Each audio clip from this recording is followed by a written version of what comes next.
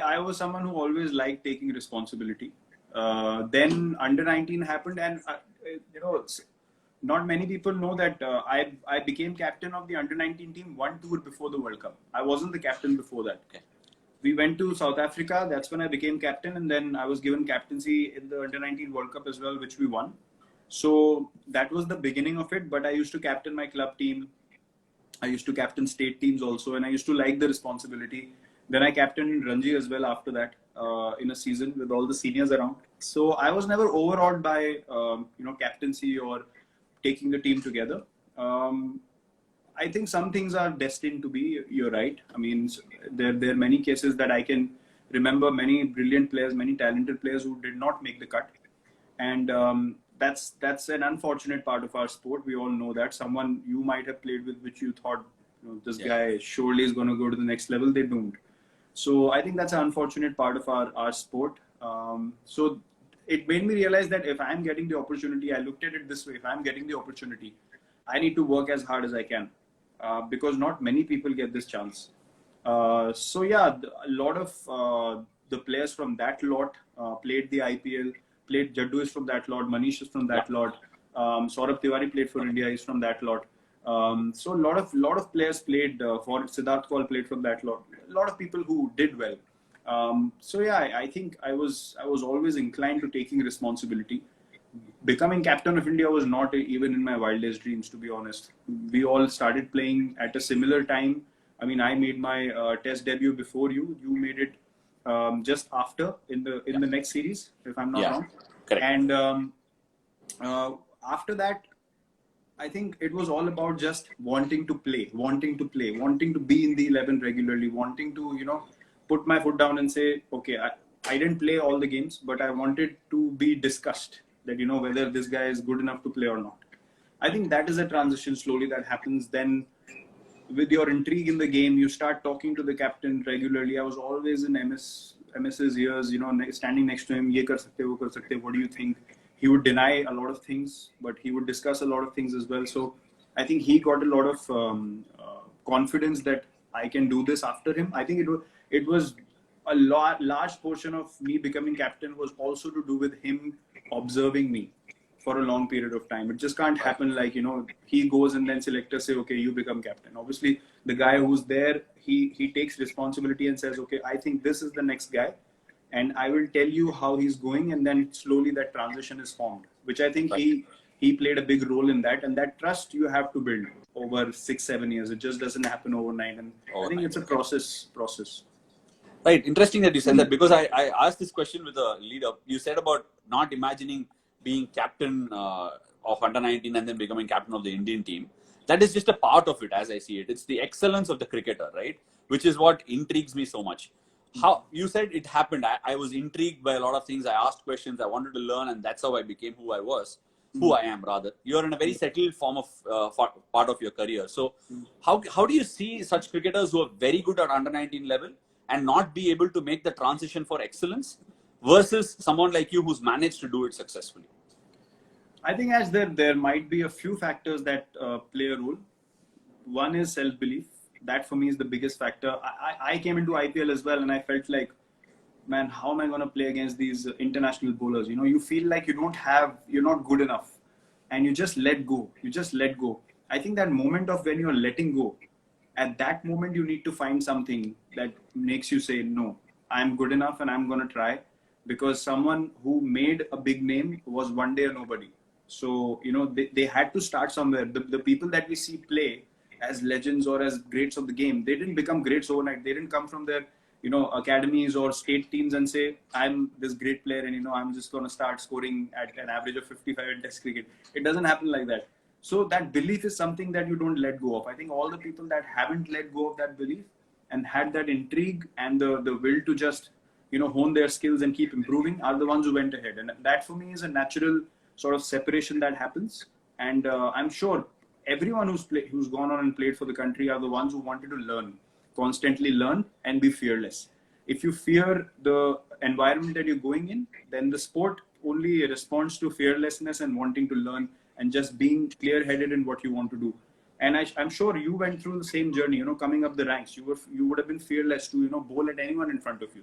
If you're overawed by people, then people will obviously move forward. There's so much competition constantly in our country, especially playing cricket, that you can't afford to stay behind. You want to do things which are different, and for that you need to be fearless and think out of the box. How can I do something which is not being done?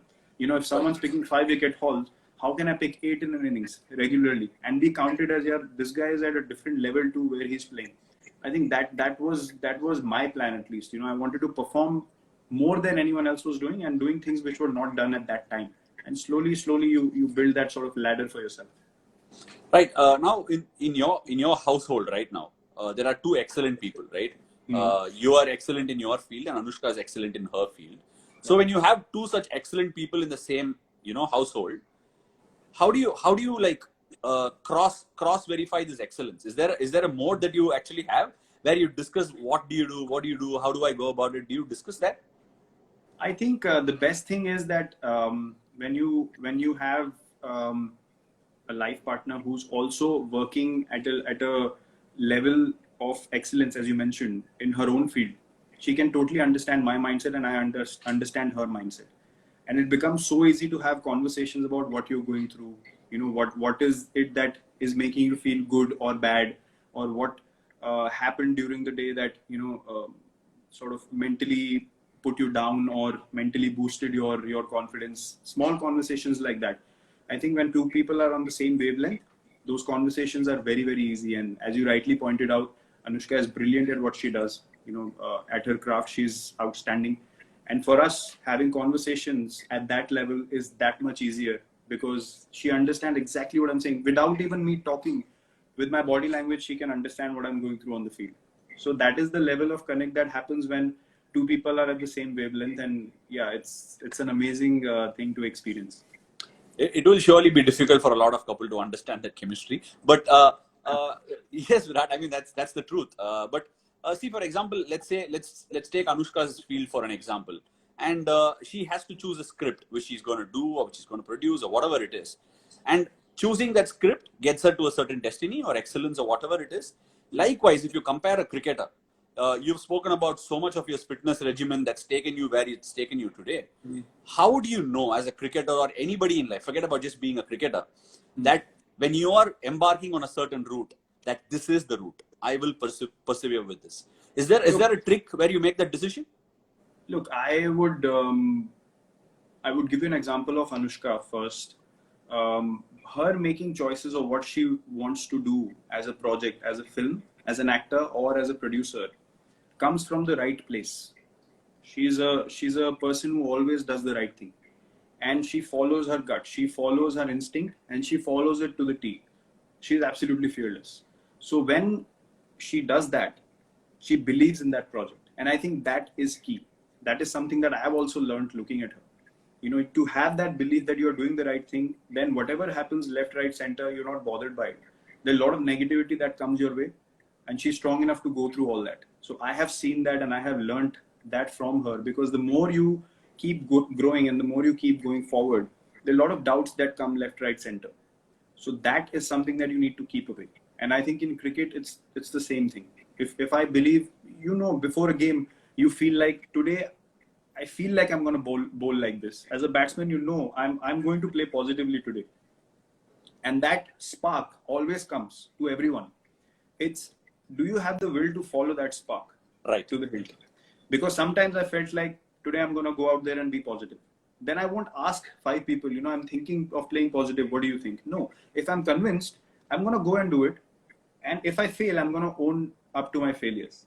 I think that's very important. Sometimes we feel like, yes, there's some positive spark, but then we sort of take confirmation around us, and then that spark sort of goes down, and then doubt creeps in. Should I or should I not? When you're absolutely sure of what you want to do, you're just sitting there and you're just waiting to be in the pressure situation and be like, okay, this is what I committed myself to. I'm just going to go out there and follow my heart, and let's see what happens. That thing of saying, let's see what happens, because I feel I'm making the right decision, and if it doesn't go right, I will accept it. But I won't curb my instinct just to entertain my doubts. I think that clarity is very, very important.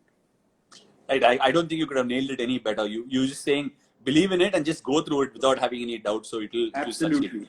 Absolutely. Great. Great. So just one different genre, slightly changing over. You are, so to say, today Destiny's child. At one point of time, Sachin Tendulkar was that, right? And now you are the person that people are looking to emulate. In this case, there is an evolution of social media going around.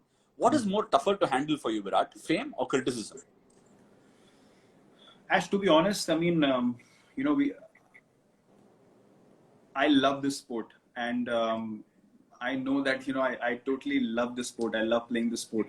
I know you're a fanatic as well, so you can relate to what I'm saying. I don't know the details as much as you know, because you know players from every corner. You're not going to hide behind that. See how much you spoke about Hobart. I didn't even inform you about it.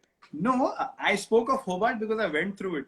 You know of players who I haven't even heard in my life. You know their stats. You know their last innings. That is bizarre. I can't have that level of information in my brain. I can't process it.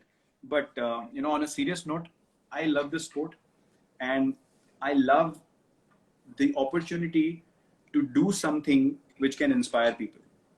I love the opportunity to do that, and playing for your country is the biggest honor for any sports person.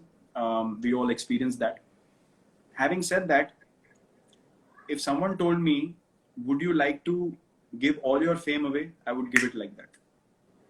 Because over a period of time, you realize that you're doing what is important, but you also need to be a normal person at the end of the day. You want to be a normal person. I think when you speak of previous times, people had a lot more freedom to move around. They were not camera phones in your face all the time, scanning everything that you're doing minute to minute every day.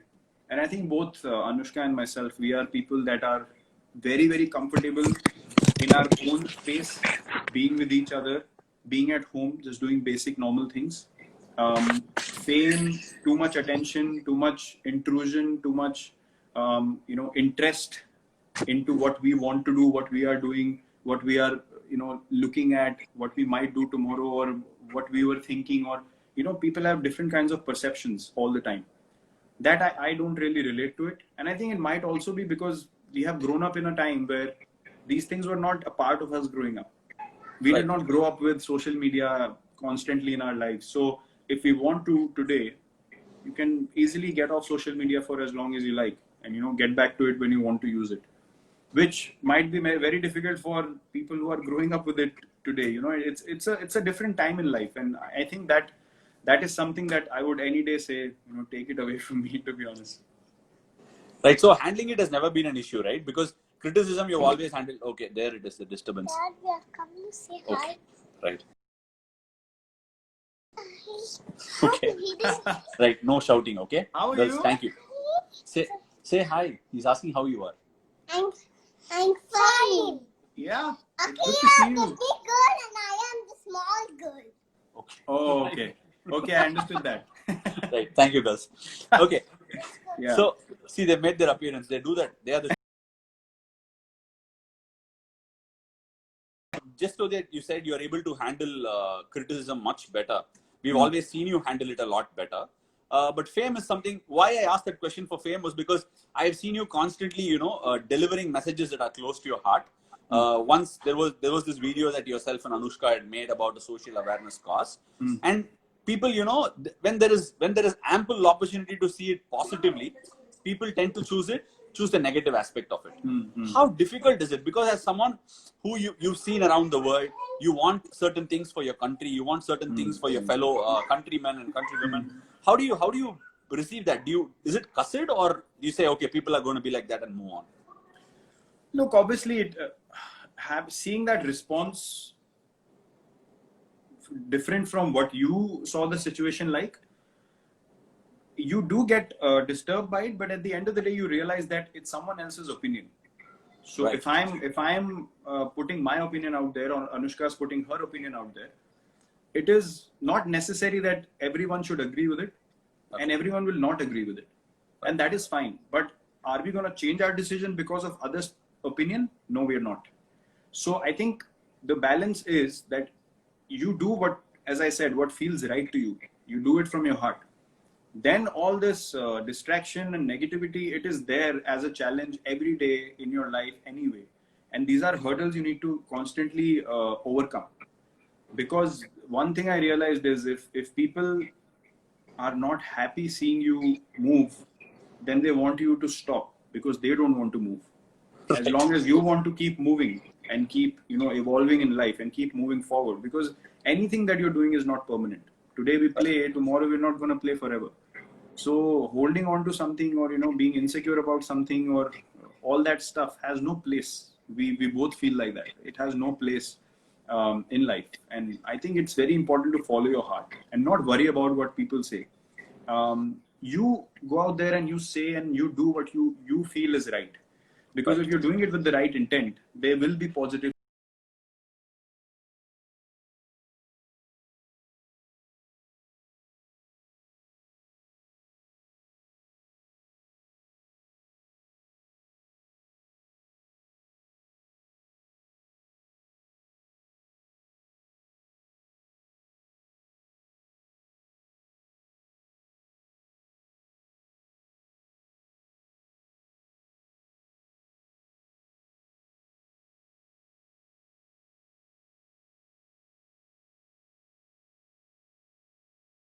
By yourself. You're not taking a poll of 40,000 people every decision that you take in your life. True. So when you've taken one, don't change it because others don't like it. It's that's how we lead our lives. Awesome. That's awesome to hear. I think people are taking a leaf out of that book. But Virat, finally, before I let you go, you've been graceful enough to come and honor.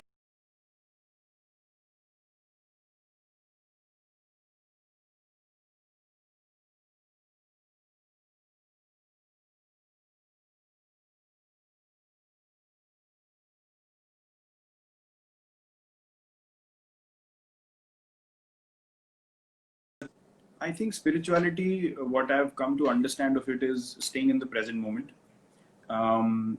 being one with your own self. And as I said, I believe a lot in energies. So if you're present, you will feel energy of a situation, of a person around you, of the place you're in, and that connect of energy with nature, with that one energy which is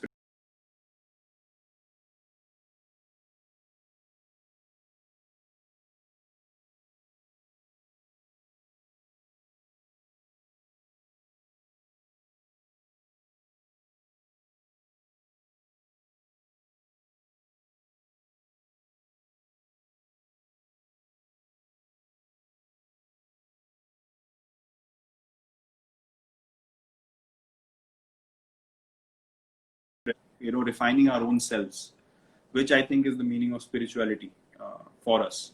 So that is what I think of it. And spirituality also means being fearless for me, because as long as you're doing things which come from the heart, there's gut feel is things that come from your heart, and where heart functions, you can't use this. And there's no room for calculation and analyzing, is it right, wrong, nothing. Just feel it and just go for it. Just being free, just letting your energy flow and just going for it. That is what it means to me. And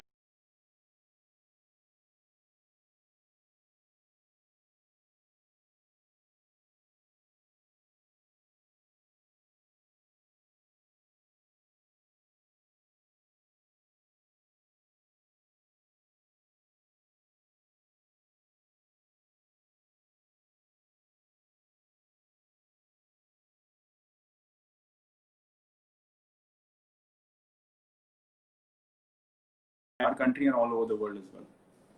Do you see the game changing a lot? Do you see it's waiting for a long period of time? Game changing a lot. Man, I don't know what's going to happen. It is so strange thinking even of practice sessions, like instinctively you want to you can't do that.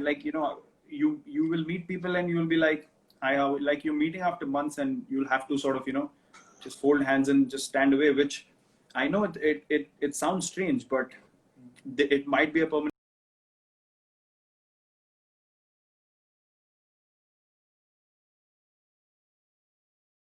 Follow that system and make it a part of our lives, which is going to be new for all of us. I'm sure that we'll all find it strange, but eventually, like everything else in life, like people took to social media, I think this won't be that difficult to make a part of our lives and follow a system which I think is going to be good for everyone. It has to be very, very important. Right. In fact, as we said that in Australia, they have started playing competitive tennis, having their own set of balls. So I think things will change and pan out. Because I just saw David Warner make a comment here, so I wanted to ask him how that did he watch any tennis matches. So anyway, I think he's that's busy Virat. making TikTok videos. Yeah, it's hilarious. It's unbelievable. He's been after my life. Has he? Okay. He's been asking me to do one. I haven't You know what, responded yet, but I will. No, I think if there is a dinosaur thing that TikTok has, you should definitely give it a go. I think that might.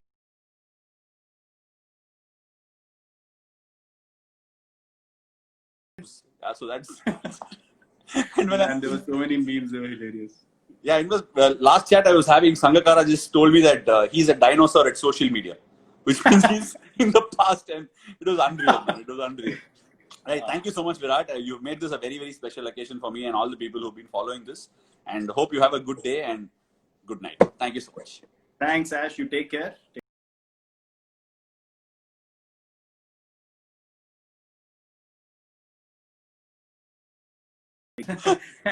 and stay there till the end. Get back Cheers, to the stories and follow the promo that I put. I put a Game of Thrones theme for you. Oh, okay. I'll check it out. Okay. So cool. you love the Jon Snow of it, right? Okay. See you, Virat. Cheers, Bye, Ash. bye. Bye, bye, bye.